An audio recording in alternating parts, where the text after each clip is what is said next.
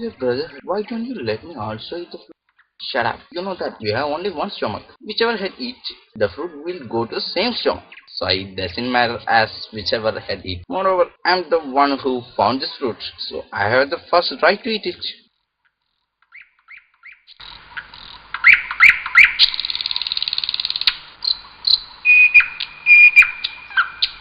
Please don't eat the precious fruit.